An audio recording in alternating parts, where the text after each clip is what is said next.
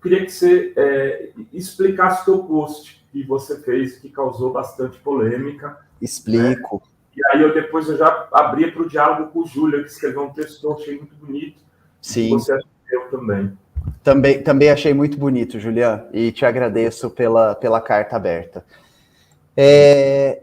Eu acho que um dos porquês de eu estar aqui, né, no Fórum Sindical agora, é porque eu tenho um respeito enorme e também uma relação de camaradagem já de longa data com a galera que constrói a revista Fórum. Eu fiquei bastante surpreso, assim, acho que a palavra maior é uma surpresa com como algumas coisas que parecem óbvias, né, elas repercutem de uma forma absurda, né. Essa obviedade primeira é que desde que a Rita está em qualquer espaço, né, eu nunca tive medo, nunca fiz parte de uma esquerda que tem medo de dizer o seu nome. Sempre falei com muito comprometimento, com muita integridade, com muita honestidade, que eu sou um comunista, né, de que eu estou ao lado de que viver é tomar partido, e esse é a partir daqui que eu falo. E de alguma forma muito maluca, as pessoas receberam, algumas pessoas, isso é sempre importante salientar, receberam com muito choque, com muito sobressalto, o fato de que uma comunista votaria no Partido Comunista no primeiro turno. E aí esse post que eu fiz é um post sobre da gente nunca se dar por satisfeito, da gente sempre ter como horizonte o que é chamado de impossível, de entender que política, né, a política real, mas a teórica também, é o campo da disputa, né, e de que da mesma forma que não faz nenhum sentido que a gente fale, vivemos um momento periclitante, vivemos um momento de absurdo, vivemos um momento de crítica, portanto, nos privemos de refletir. Essa frase não faz sentido nenhum. É exatamente nos momentos mais absurdos, mais críticos, que a crítica deve ganhar seu espaço.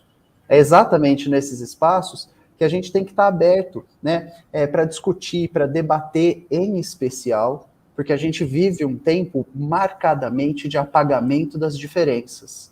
E esse é o germe principal do fascismo. Se a gente entende o fascismo como um sistema que organiza afetos e efeitos políticos, o afeto é o espaço do apagamento da diferença. É onde o diferente precisa ser assassinado. E aí tem uma coisa muito curiosa, né? Eu sou colunista da Carta Capital, minha próxima coluna vai ser sobre o tema, mas uma coisa que eu divido aqui com vocês é que eu estou, então, há quase 10 anos, né, fazendo a Rita, e de que nesses 10 anos a gente recebe muita ameaça, né, do bolsonarismo de raiz, né, desse bolsonarismo raivoso, que é declaradamente fascista, racista, misógino, LGBTfóbico.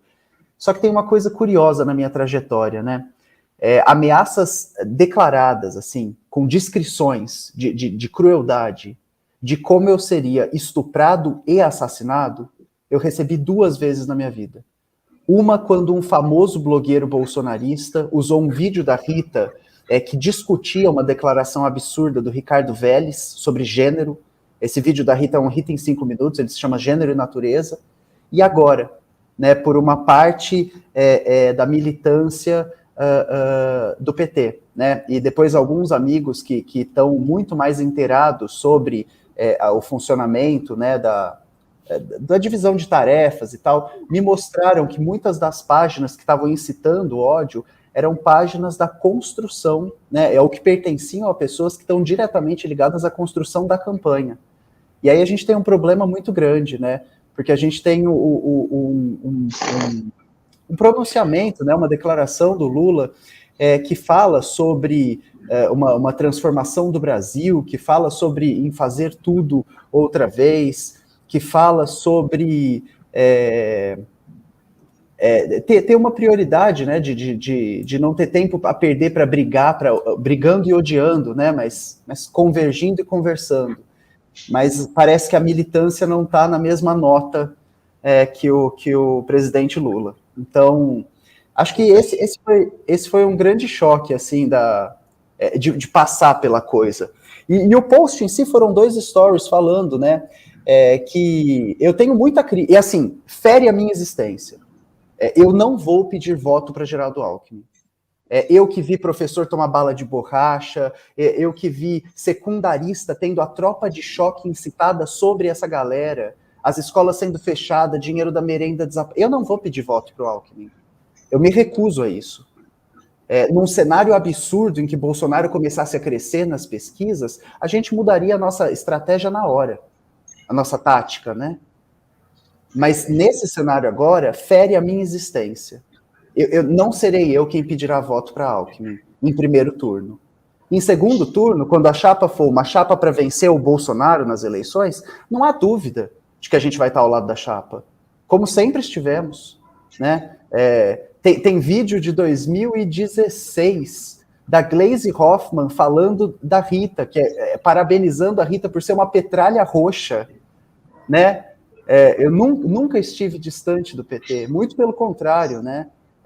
Uma série de parlamentares conta com meu apoio para divulgação, para debate, para trabalho em conjunto, e é muito engraçado como esse tempo que a gente vive, ele dá um diagnóstico de uma coisa cruel que acontece, que é sobre a fascistização das consciências.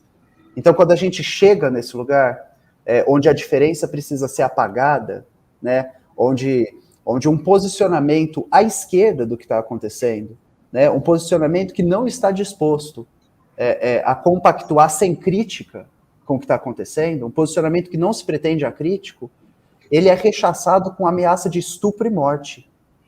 E isso é muito grave. E isso é um dado que a gente precisa trabalhar no nosso campo. Porque se o nosso campo se fascistiza, não tem mais o que pode ser feito. Você acha que, no atual contexto, a gente tem uma liderança, uma outra liderança, né, que não seja o Lula, com a sua autenticidade, de onde ele vem, o seu lugar de classe, que possa representar esse país que a gente quer mudar? O Lula é a maior liderança que a gente tem na história do Brasil, né? Alguém que chegue próximo ao que o Lula significa, poderia talvez na história democrática do Brasil ser apontado como Brizola, né? Que foi talvez o que de melhor o trabalhismo produziu da nossa política. O Lula representa as melhores presidências que tivemos, né? O exercício petista que durou esses quase 16 anos, né, que vai ser interrompido por um golpe, ele é o mais próximo de uma ideia de democracia que o país chegou em 500 anos. Não existe nada aproximado com isso. Só que nada disso aqui está em questão, né? Porque se estivesse em questão, eu não estaria do lado da esquerda, né? Se a minha questão residisse aqui, eu não me identificaria como alguém que acredita no nosso campo, que trabalha pelo nosso campo, que luta pelo nosso campo, né? É importante, e aí tem essa frase, Maria Fro, mais próximo do final do pronunciamento, o Lula diz o seguinte, que em vez de promessa, a fala dele está preocupada em apresentar legado. E a partir daí a gente tem que pensar, o legado do PT é um legado de dimensão colossal para o nosso país. É um legado que tem como história um desenvolvimento democrático, de diálogo com o povo, né, de construir assembleias para discussão. Só que o golpe também é um legado do PT. E a gente não pode fechar os olhos para isso. Uma das fotos mais abjetas da política brasileira, na qual se sentam os senhores Michel Temer, Aécio Neves, Sérgio Moro e Geraldo Alckmin, é um retrato do legado do PT. Quando o Lula diz que a fala dele não se foca em promessa, mas em legado, a gente tem que pensar que esse legado é duplo.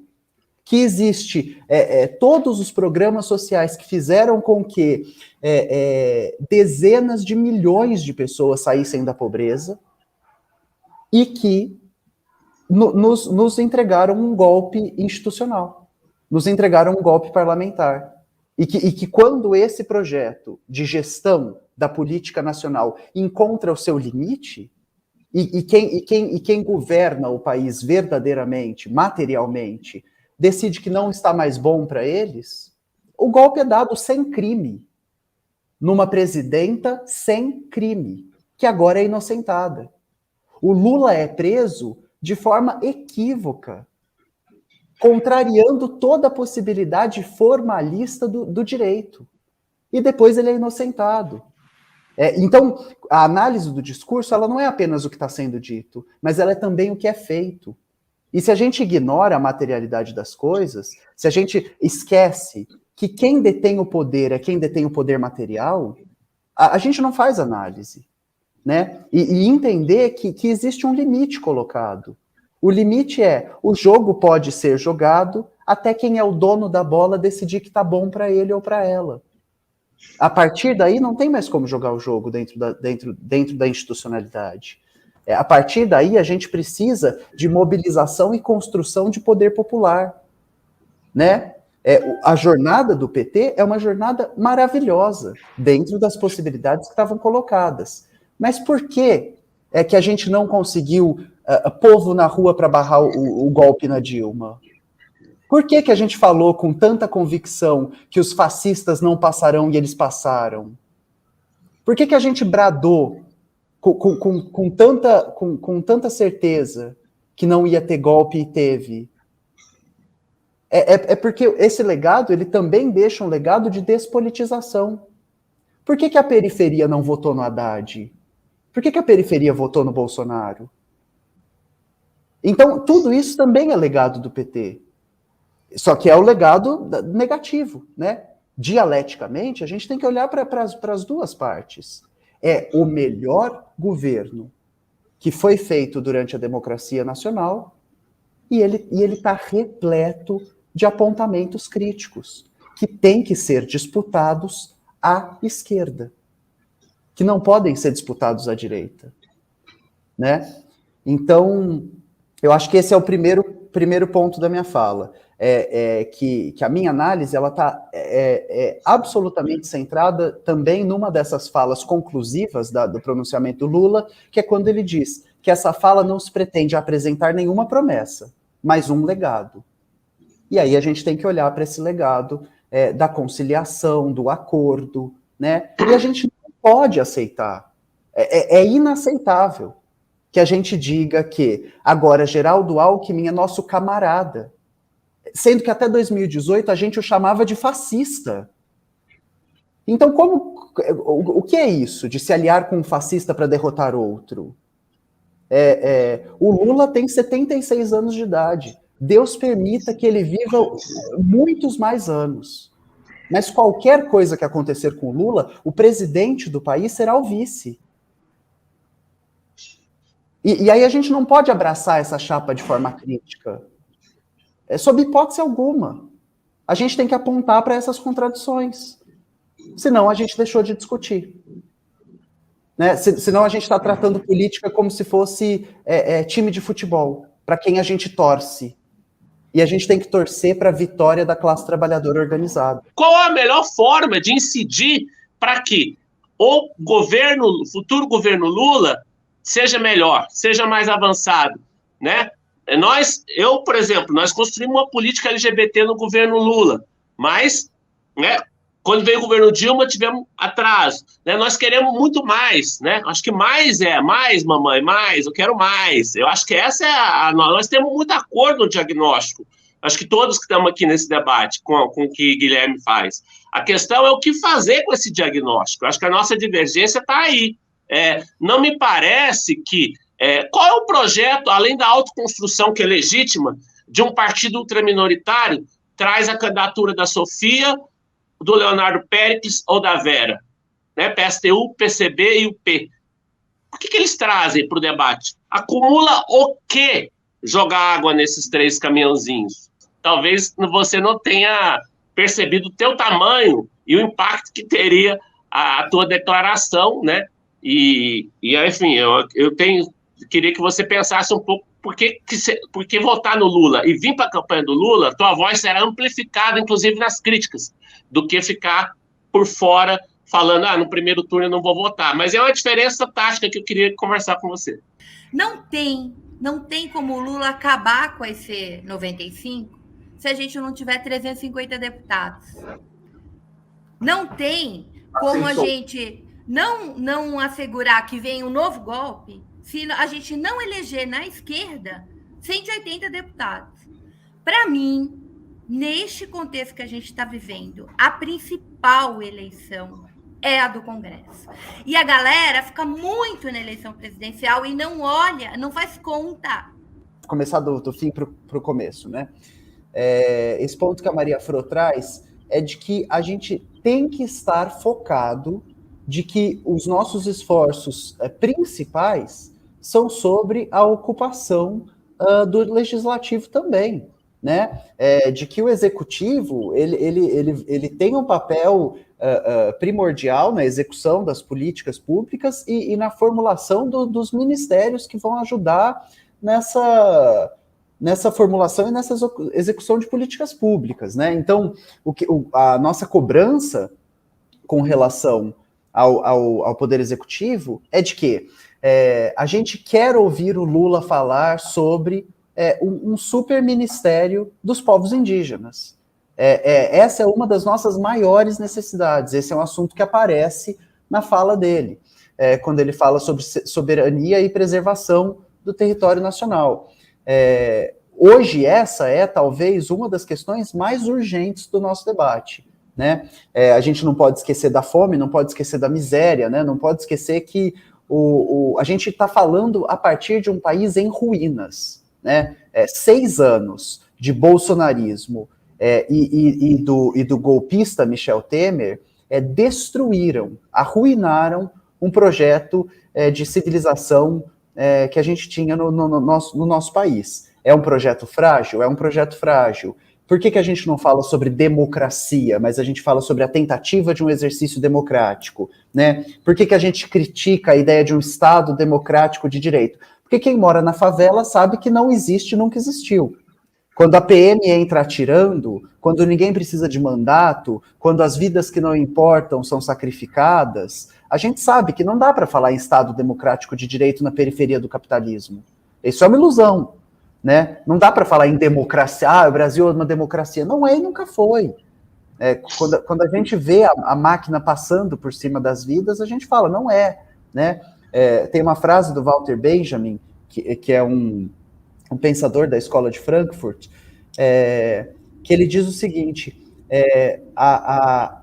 o Estado, né, o estado de exceção é a regra. E essa frase é para que a gente tente pensar essas coisas, né? Como é uma democracia se tem mais gado do que gente no Brasil e a gente tá fazendo fila para pegar osso?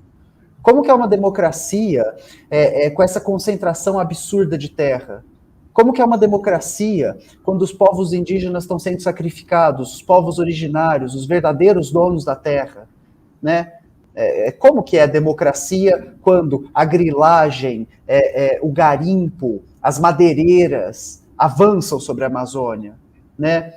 Destroem os territórios dos povos originários, destroem as vidas desses povos. Uma comunidade de mais de 25 pessoas precisa se foragir, né? Precisa desaparecer para permanecer viva. Uma menina Yanomami vai ser estuprada e assassinada por garimpeiros. Então, esses são os desafios de a gente pensar um país de dimensão continental, né? E aí, estou tentando voltar a partir da Maria Fro, quando a gente assume compromisso de que não há poder executivo que consiga levar a cabo seu projeto de governo sem respaldo majoritário do legislativo, né? E a gente ainda tem uma questão a ser discutida, que é o judiciário. Mas essa questão é menos democrática do que as demais, ou tem menos participação popular. Então, sim, Maria Fro, sem sombra de dúvida, um dos nossos focos é construir alternativas mais à esquerda para os cargos de Senado, para os cargos de deputados estaduais e deputados federais. Né? A gente precisa fazer isso, né? Para que a gente possa efetivamente cobrar os nossos poderes executivos de governo e de federação. Então, os governadores do estado e a presidência da República. Voltando para a fala do Julian, Julian, os 2 stories que eu fiz, o que eu digo é que eu estou declarando apoio a Sofia Manzano, do PCB, de que em primeiro turno meu voto será esse. Agora, né, a conjuntura vai se apresentar. Se a eminência de uma tentativa de golpe institucional acontece, pode ser que o PCB mude a sua postura, né? Pode ser que a tática mude, a estratégia é a mesma. Qual que é a estratégia? A estratégia é derrotar o bolsonarismo, né? Que não está contido em uma vitória eleitoral nas urnas sobre Bolsonaro. Então bolsonarismo... você pode mudar o seu e votar no Lula no primeiro turno. Quê? Você pode mudar e votar no Lula no primeiro turno, você? Bom, depende de como essa disputa vai acontecer. Tem uma coisa que eu estava falando com Maria Fro quando a gente primeiro conversa no WhatsApp, né? Sobre... E também isso aparece na carta aberta do Julian, sobre um convite a fazer essa disputa de forma interna, né? O que eu acho que é um convite dos mais generosos e bacanas possíveis, mas que, a partir da minha integridade, o que eu preciso colocar eu não estou construindo o PT internamente, né? Eu trabalhei junto de algumas correntes do PSOL e eu trabalhei junto de algumas células do PCB. E aí, falando, né, sobre o segundo turno, de forma alguma, é inconcebível que alguém que pensa esquerda vai estar de outro lado que não seja o do MST, de outro lado que não seja o da APIB, de outro lado que não seja o do MTST, de outro lado que não seja o da CUT, né? A gente nunca vai se posicionar contrárias a essas instituições. O que a gente vai fazer é a construção crítica delas. Mas como estes grupos, estes movimentos sociais, eles colaboram com a construção do PT, a disputa interna, e da forma mais legítima, é feita por essas instituições. E como eu não estou interno a elas, né, eu já dei aula na escola de formação do MST, eu estou sempre trabalhando junto com o coletivo LGBT do MST, eu estou sempre trabalhando junto com os movimentos da cozinha popular do MTST aqui em São Paulo, eu estou sempre divulgando as ações, sempre ajudando a que elas ganhem, né, mais corpo, que as doações sejam feitas. E aí eu estou voltando para a questão do Julian, sobre qual seria a possibilidade, né, de uma outra... Qual seria a possibilidade de uma outra, de um voto numa outra liderança? E aí depois eu vou falar sobre o que você, né, coloca sobre o sectarismo nas suas palavras, né, de quinta coluna do PSTU. Em primeiro lugar, quando a gente pensa sobre essas lideranças, bom, mas para que serve, então, votar numa... A gente tem que lembrar que quando a Luciana Genro lançou uma candidatura pelo PSOL à presidência, ela vai ter menos votos do que o número de pessoas que vão na parada LGBT de São Paulo. E ela era a única candidata que falava sobre pessoas trans. Ela era a única candidata que falava sobre direitos LGBT nos debates eleitorais. A única. Então, para que a gente votou? Para que eu votei na Luciana Genro no primeiro turno e na Dilma no segundo? Nessa eleição? Porque o voto em primeiro turno, ele demarca uma posição. O voto em primeiro turno, ele ajuda numa construção. Se a gente compara os votos da Luciana Genro com depois os votos da candidatura do Boulos, a gente vai ver um aumento. A gente vai construindo uma coisa para que ela aconteça no futuro. Né? É um devir, é uma coisa que vai ser construída. Voltando para a nossa questão. Por que eu declaro apoio na candidata do PCB no primeiro turno? Porque esse é um projeto que eu quero ajudar a construir. Isso me impede de ajudar a construir o projeto do PT? Diretamente, simultaneamente, sim. Mas posteriormente, não. Que é exatamente isso que eu falei, né, no início, quando a gente fez o primeiro turno de fala. Eu sempre votei no PT. E eu sempre estive ao lado do PT. Quando houve o golpe, a gente estava na rua. Para os viras-votos, a gente estava na rua. Na vigília do Lula, eu estava dando aula em Curitiba, enquanto ele estava preso. Então, todo esse ponto, a gente está junto, né? Golpeando junto, às vezes marchando um caminho separado. Mas o nosso campo tem que ter uma união, né? Uma união de objetivo. Então, Julian, eu acredito que esse voto é para demarcar uma posição e para fortalecer as nossas possibilidades, né? Eu acredito, por exemplo, que seja possível que a gente consiga eleger quadros para o legislativo desses partidos, né? Do PCB, da UP. E o meu post falava que existirão outras candidaturas mais à esquerda, candidaturas radicais, e falava do Glauber, do PSOL, que não vai haver uma candidatura do PSOL. Exato, que o PSOL se federalizou com Rede, Solidariedade, vai apoiar, inclusive o Boulos foi uma das pessoas que quando os ataques começaram, né, ele fez um post de solidariedade a mim, falando que, né, ele vai fazer campanha e vai dar voto convicto, né, ao Lula em primeiro turno, de que não seria, portanto, né, um voto útil na visão dele. Para fazer um parênteses, Gui, assim, até o Boulos foi candidato em 2018 numa situação também de risco de fascistização. Quer dizer, eu acho que abrir esse debate, ter essa conversa e ser generoso na audição é importante até para a gente poder saber que a gente vai estar juntos e não vamos estar separados, vamos estar juntos.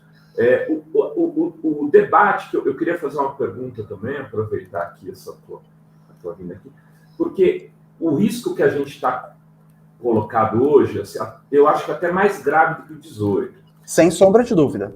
O que eu acho?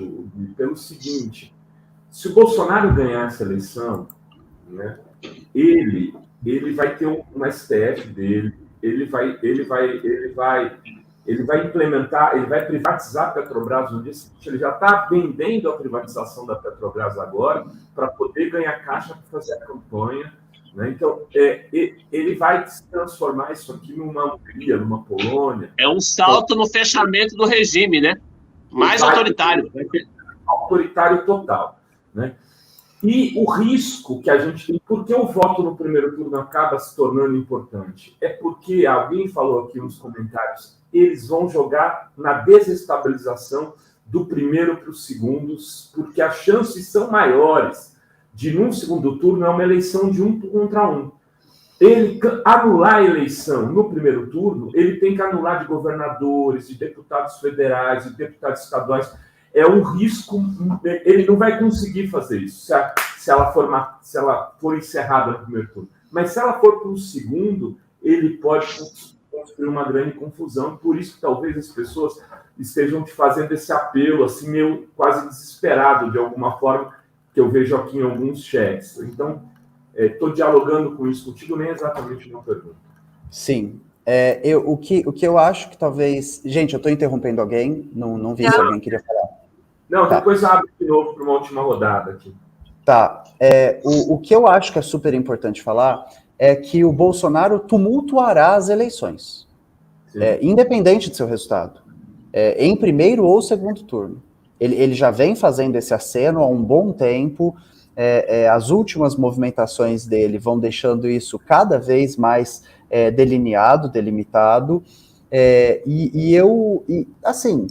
eu acho muito difícil que o Lula seja eleito em primeiro turno, porque isso não acontece no Brasil desde 98? 98 foi a última vez, né, que a gente... Então, faz 2008, 2018, faz mais de 20 anos que a gente não tem eleições em primeiro turno no nosso país. Eu não acho que é um cenário plausível, assim, vai acontecer. Se à medida que as pesquisas de candidatura forem sendo feitas, o que eu falei na última interação que a gente teve, a tática pode mudar. Se a gente vê um crescimento de Bolsonaro, a tática vai mudar. Se a gente vê a possibilidade de Lula ser eleito em primeiro turno, a tática vai mudar. O importante é que a gente não encare processo de disputa democrático como algo dado. Não está dado. Ele é construído. E vai ter disputa e luta até o último instante, né? Depois do último instante vai continuar tendo, né? Se o Lula se elege, a gente vai continuar ao lado dele, fazendo oposição à esquerda ao Lula, né? Vai continuar demandando para que a promessa e o legado aconteçam, para que a gente possa movimentar a educação brasileira num sentido de politização, né? Para que a gente não veja... E aí sobre a eleição de Lula em primeiro turno. Após o primeiro governo Lula, quando ele tinha uma aprovação de mais de 80% do seu mandato, ele não foi eleito em primeiro turno para o seu segundo mandato. Eu acho muito difícil que ele seja eleito em primeiro turno agora. Mas se esse for o cenário que vai se apresentar, ele vai ter o nosso apoio. E eu acho que esse é um ponto, né, central, que essa dicotomia, essa binariedade, ela luta ao lado de tornar as pessoas burras, né? Incentivar as pessoas num pensamento binário. Se você não vota em Lula no primeiro turno, você está dando força a Bolsonaro. É um absurdo. É um absurdo, né? Porque efetivamente não é assim. Quem acompanha as discussões, quem está por dentro dos debates, sabe que não é assim que a gente pensa, né? Que a gente constrói as coisas e, enfim. Eu até entendo quem fica muito puto, quem fica muito bravo também, sabe, viu, Gui? Porque às vezes tem uma história de vida, de militância, então, assim, às vezes a gente também tem que ter generosidade, às vezes, nessa... Não, eu entendo 100%, né? E eu não apoio o Lula em primeiro turno porque eu tô puto. Eu não apoio o Lula em primeiro turno porque eu me recuso a pedir voto pro Alckmin, porque isso fere a minha existência. Porque eu não vou me prestar a esse papel. Porque isso tá para além do que eu consigo fazer. Eu não tenho estômago para isso. Eu não vou pedir voto para a maior letalidade de pessoas pretas no estado de São Paulo. Para um homem que tem 3 denúncias no Fórum Mundial contra os direitos humanos, de crime contra a humanidade. Eu me recuso. Eu não vou fazer isso. É contra o que eu posso fazer. Está além da minha humanidade. Eu não vou para além da minha humanidade por nada. Por nada. Agora, ele indo para o PSB, fazendo aquele discurso de lealdade... o PSB da Tabata Amaral? O PSB que está privatizando o metrô no Nordeste? Que ótimo que ele foi para lá. Companheiro Alckmin. Essa não é uma pergunta. Olha, o PSB do Márcio França... Eu vou ficar em silêncio obsequioso sobre o tema Alckmin, porque eu já escrevi 2 artigos sobre isso na revista Fórum, então...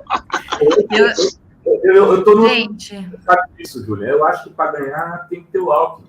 Quero dizer aqui claramente a minha opinião, porque as pessoas já apanhei muito aqui por isso. Por exemplo, tinha um amigo aqui... O Rovai me centralizou, me convenceu. Tinha o Jair aqui, que vinha aqui todo dia, eu tô sentindo saudade dele, que era o... Como é que era o apelido dele? Jeca Tatu. Jeca Tatu.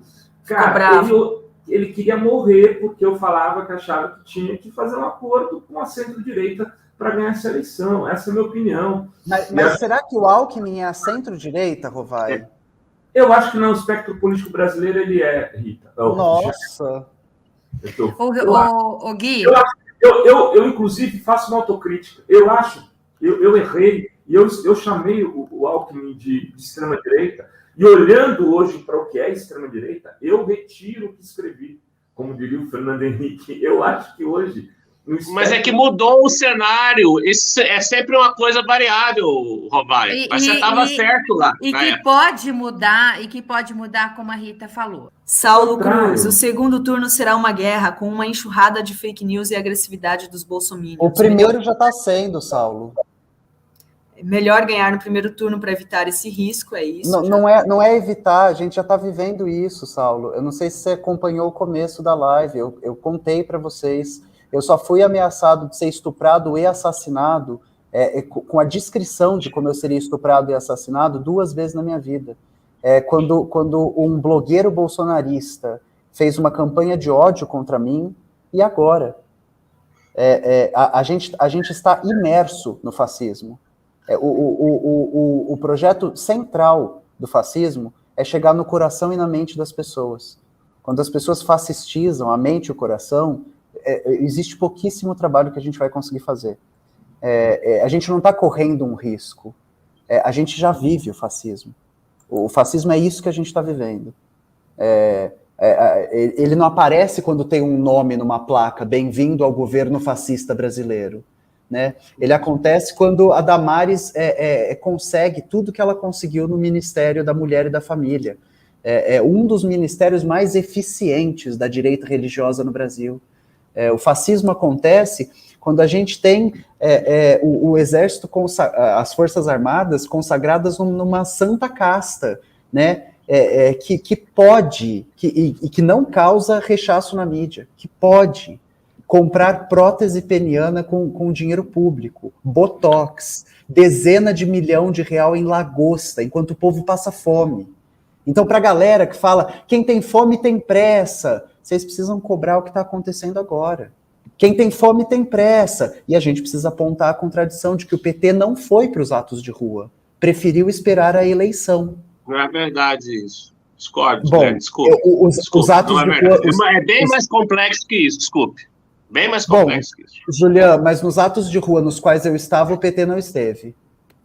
Os petistas estavam lá, eu estava lá, é bem mais complexo, mas enfim, já estamos no final. Mas deixa esse papo, a gente seguirá. Esse pessoal bilionário, esse pessoal do Vale do Silício, eles são protofascistas. São. E a questão, isso tem que ficar claro, e a questão aqui é que, eu acho que nós não temos que ficar discordando de quem tem uma posição efetivamente do nosso lado. O nosso adversário hoje é Jair Bolsonaro. Eu faço de tudo mesmo para compreender efetivamente as diversas posições que estão se manifestando na política e tem críticas justas ou não aos nossos procedimentos. Eu acho que a gente precisa ser amplo no combate ao fascismo. Ainda que eu entenda absolutamente a sua fala, a sua defesa, foi assim absolutamente impecável, permita-me discordar no sentido de que nós temos uma situação absolutamente atípica. E em momentos de situação atípica, a gente precisa, às vezes, tomar algumas decisões atípicas e contrárias, né? Eu sempre me refiro ao quem eu conheci pessoalmente, e que eu nunca entendi, viu, Rita?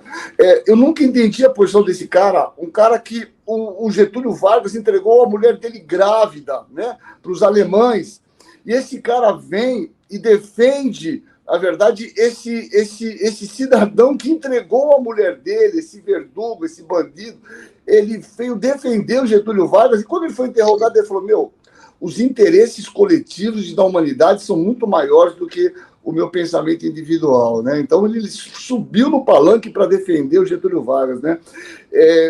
Estou falando do grande Luiz Carlos Prestes. Então eu acho que a gente tem momentos de excepcionalidade e eu acho que esse momento me parece um.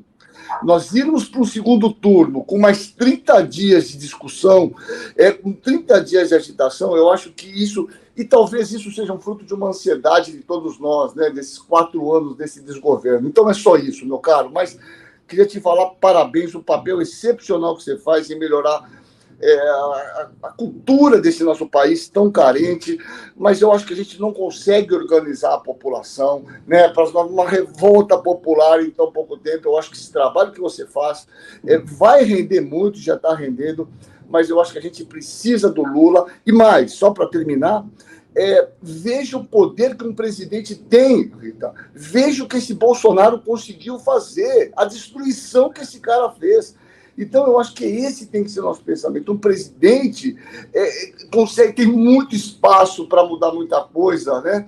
E eu acho que é nesse foco, e que talvez seja uma ansiedade nossa, essa coisa de eleger o Lula no primeiro turno, eu digo por mim aqui, tá bom? Mas parabéns pelo teu trabalho, e nós estamos contigo. O que você falou é perfeito. Gente da esquerda, obviamente, fazer qualquer tipo de... É inaceitável, né?